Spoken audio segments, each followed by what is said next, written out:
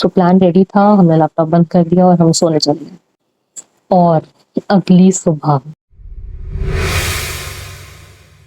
Hi guys, welcome to the channel. आज मैं आपके साथ एक रियल ट्रेड ब्रेकडाउन करने वाली हूँ। इस ट्रेड में हमारा एनालिसिस गलत नहीं था, हमारी एंट्री भी बिल्कुल सही थी, लेकिन फिर भी हमसे एक मिस्टेक हो गई जिसने पूरी ट्रेड का आउटकम चेंज कर दिया। बट उससे पहले एक छोटा सा डिस्क्लेमर, ये कोई स्टॉक रिकमेंडेशन वीडियो नहीं है, ना ही ये कोई लाइव ट्रेड है। ये ट्रेड ओवर हो चुका है। मैं ये वीडियो इसलिए नहीं बना रही ताकि मैं आपको बता सकूं कि कौन सा स्टॉक खरीदना है और कौन सा नहीं। मैं ये वीडियो इसलिए बना रही हूँ ताकि मैं रिफ्लेक्ट करूं और उससे आप लोग कुछ सीखें। बिकॉज मुझे लगता है reflection is what the difference is between a novice and a professional trade. Trade लेना तो हर कोई सीख लेता है, लेकिन हर ट्रेड के बाद अपने आप से ये सवाल पूछना कि मैंने ये ट्रेड क्यों लिया, क्या ये ट्रेड चला, क्या ये ट्रेड नहीं चला, उसके पीछे का रीजन क्या था, मेरे इमोशंस कैसे थे, ये सब सवाल पूछना ज्यादा इंपॉर्टेंट होता है हर ट्रेड के बाद। तो अब जल्दी से चार्ट देख लेते हैं कि हमने कहाँ एंट्री की थी। तो हमने यहाँ एंट्री करी थी। आप देख सकते हैं सेटअप काफी क्लीन था, मोमेंटम भी था स्टॉक में, और हमारी एंट्री भी एक अच्छी एंट्री थी। और अभी कुछ घंटों में मार्केट हमारे डायरेक्शन में गई भी, इतना कि हम लोग कुछ ही घंटों में हम लोग 10,000 प्रॉफिट पे बैठे थे उस ट्रेड में। और यही हमारी साइकोलॉजी ने खेलना शुरू कर दिया। इस पॉइंट पे हमने ट्रेडर की तरह सोचना बंद कर दिया था। हमने बिल्कुल ऐसा सोचना शुरू कर दिया था कि अभी 10,000 प्रॉफिट तो हमारा ही है, ये तो अब स्टॉक ऊपर ही जाएगा। और हम ये सोचने लगे थे कि अब चार्ट ऐसा कर दे वैसा कर दे। हम चार्ट को एज इट इज नहीं देख रहे थे। हमें यही लग रहा था कि चार्ट स्ट्रॉन्ग है तो अब ये और ऊपर जाएगा और हमें इसमें से नहीं निकलना चाहिए। अब आप चार्ट पे ये देखो और एक सेकंड के लिए वीडियो पॉज कर लेना और देख के बताओ कि आप इस पोजीशन पे क्या करते हैं। Okay done. अब हम देखते हैं कि हमने आगे क्या किया। तो गाइस, हमने पोजीशन होल्ड करी, और हमने पोजीशन इसलिए होल्ड नहीं करी कि हमें रेजिस्टेंस नहीं दिखा। रेजिस्टेंस पहले से चार्ट पे मार्क था, हमें पता था वहाँ पे रेजिस्टेंस है, वहां से स्टॉक एक बार घूम सकता है। हमने अगले सपोर्ट लेवल भी मार्क कर रखे थे।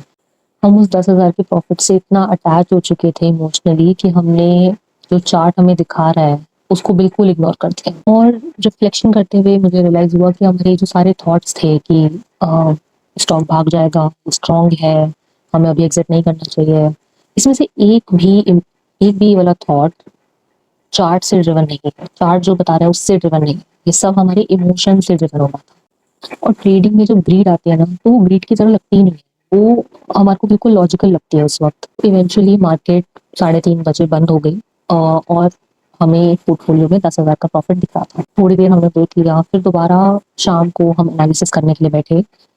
तब हमें रियलाइज हुआ कि हमें ये 10,000 का प्रॉफिट ले लेना चाहिए था। जब मार्केट चल रही थी तो हमारे इमोशंस बहुत ज़्यादा हेवायर थे और हम क्लियरली नहीं सोच पा रहे थे कि हमें एग्जैक्टली क्या डिसीजन लेना है। बट डे एंड पे हमने एनालिसिस करी, हमने सोचा कि अब हम अपना प्रॉफिट प्रोटेक्ट कर लेंगे, एंड हमने स्टॉप लॉस लगा दिया to protect at least 8,000 from that 10,000। तो हमें लगा कि ठीक है, कल हमारा 8,000 का प्रॉफिट बुक हो जाएगा, एंड देन उसके बाद will see how the market goes and then we take decision accordingly. So plan ready था, हमने लैपटॉप बंद कर दिया और हम सोने चले गए। और अगली सुबह मार्केट गैप डाउन हो गया। कोई नॉर्मल गिरावट नहीं, it was a proper gap down. और अगर आपने थोड़ी सी भी ट्रेडिंग करी है तो आपको पता होगा ओवरनाइट गैप्स कितने डेंजरस होते हैं। वो आपका स्टॉप लॉस आपको ओवरनाइट गैप से नहीं बचा सकता। अब जो कल शाम तक हमको 10,000 का प्रॉफिट दिख रहा था वो जा चुका था। हमारी पोजीशन हल्की बहुत लॉस में आ चुकी थी। हम लोग फिर देख रहे थे कि चार्ट अभी भी स्ट्रांग है, so we decided to wait. But ये जो हमने वेट करा, इससे हमारी एक और गलती हाईलाइट हुई कि हमने ना प्रॉफिट बुक करा, ना ही हमने स्टॉक को लॉस पे काटा। और जैसे जैसे वो गिरा during that fall, it came to a very beautiful support zone, जो अगेन हमने ऑलरेडी मार्क करा हुआ था कि ये सपोर्ट जोन है, बहुत क्लियर एंट्री है, प्रोबेबिलिटी हाई है, रिस्क रिवॉर्ड बहुत अच्छा था। बट जैसे वो सपोर्ट पे आया, हम नहीं ले पाए, बिकॉज इमोशनली हम उस पिछले ट्रेड की गलतियों से इतना डिस्टर्ब थे कि हम नहीं ले पाए। ये फ्रेश ट्रेड, फ्रेश अपॉर्चुनिटी हमें दिख रही थी, हमारे सामने थी, बट हम नहीं ले पाए। और जब ऐसा हुआ तो सिर्फ हमारा पीएनएल इम्पैक्ट नहीं हुआ, हमारा कॉन्फिडेंस भी इतना हिल गया कि उसको रीगेन करने में हमें बहुत टाइम लगा। हमें हमें बहुत सारी एक्सेप्टेंस लानी पड़ी अपने अंदर कि जो हो गया सो हो गया। उस ट्रेड में हमने अपनी गलती को एक्सेप्ट कर लिया। हमने सोच लिया कि this was not our last trade, और भी आगे ट्रेड्स आएंगे जिसमें we can improve, we can not make the same mistakes. Eventually, during the day, the stock again started moving up to its previous height. Then we realized that it was not just that 10,000 that we lost, that nominal profit that was showing. We also were not able to take a fresh trade that could have given us some more money over and above that 10,000.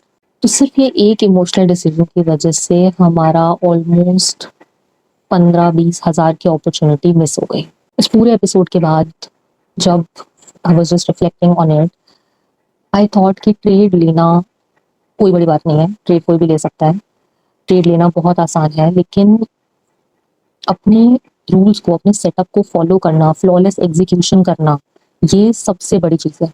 और ये नहीं हो पाता, इसमें हमारे emotions ही हमारे बीच में आते हैं। इसीलिए ट्रेडिंग में ये कहते हैं कि trading is 20% strategy and 80% your mindset, your psychology, what are you feeling while taking the trade, all this things are really important. अगर आपको ऐसे रियल ट्रेड ब्रेकडाउन पसंद आते हैं जहाँ हम सिर्फ अपने विनिंग ट्रेड्स नहीं, अपनी मिस्टेक्स भी बहुत ऑनेस्टली डिस्कस करते हैं, तो इस चैनल को जरूर सब्सक्राइब कर लेना। मेरा पर्पस सिर्फ ट्रेड दिखाना नहीं है, मेरा पर्पस ये है हर वीडियो के बाद एक जब नया ट्रेड लें तो उसमें वो सेम गलतियां ना करें जो हमने पिछली ट्रेड में करी थी।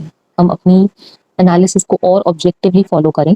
अगर ये वीडियो आपको पसंद आया तो please hit the like button, comment what are your thoughts on this and do subscribe to the channel. मिलते हैं नेक्स्ट वीडियो में।